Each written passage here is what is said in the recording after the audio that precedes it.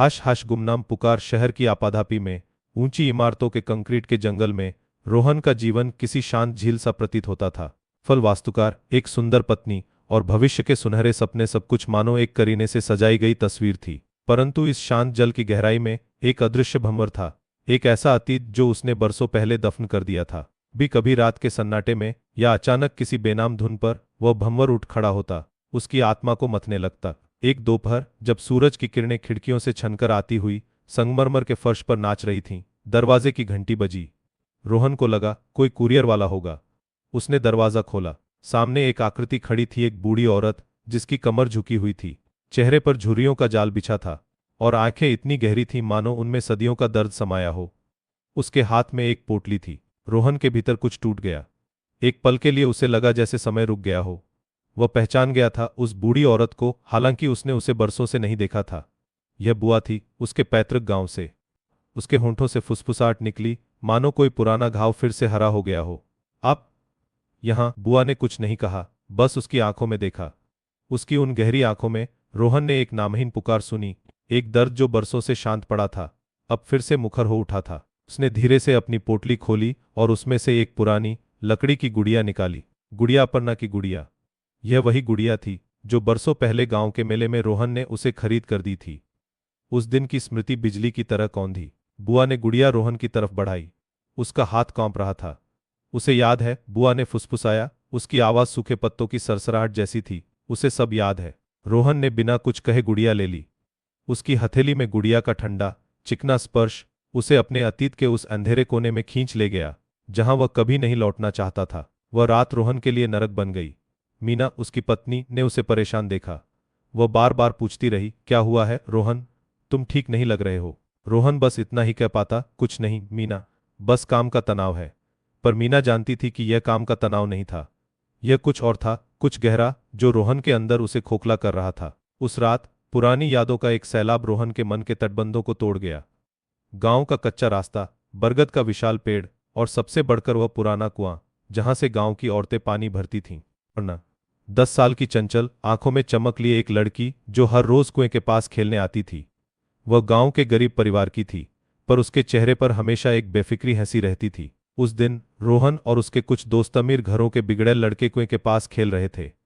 उन्होंने अपर्णा को तंग करने की सोची, एक क्रूर मजाक जो उन्होंने अक्सर किया था, पर इस बार कुछ गलत हो गया। एक छोटा सा धक्का, एक बेबुनियाद डर और अपर्णा की चीख हवा में घुल गई। वह कुएं में गिर गई थी। बच्चों के होश उड़ गए। डर के मारे उन्होंने एक दूसरे को कसकर पकड़ लिया। वहां कोई नहीं था। उन्हें लगा अगर वे किसी को बताते तो वे मुसीबत में पड़ जाएंगे। उन्होंने तय किया, कोई नहीं बताएगा। अपर्णा के माता पिता गरीब थे, कौन उनकी बात सुनेगा। उन्होंने पत्थर और मिट्टी डालकर कुएं का मुंह बंद करने की कोशिश की, जैसे कोई सबूत मिटा रहे हों। रोहन उस रात गांव से भाग गया, शहर आ गया, अपनी पढ़ाई पूरी की और एक नया जीवन शुरू किया। पर अपर्णा की चीख, उस रात की चुप्पी और कुएं के मुंह पर डाले गए पत्थरों का बोझ उसके भीतर हमेशा बना रहा। मीना के सवालों का जवाब रोहन के पास नहीं था। वह जानता था कि उसे अब सच का सामना करना होगा। बुआ की खामोश उपस्थिति एक अदृश्य तलवार की तरह हर पल उस पर लटक रही थी। वो उसे बाजार में दिख जाती, कभी पार्क में, कभी उसकी कार के पास, हमेशा दूर, हमेशा खामोश, उसकी आंखें एक अजीब सी अथाह गहराई लिए। रोहन को लगा कि वह पीछा कर रही है। एक दिन रोहन ने हिम्मत जुटाई। उसने बुआ को अपने घर बुलाया।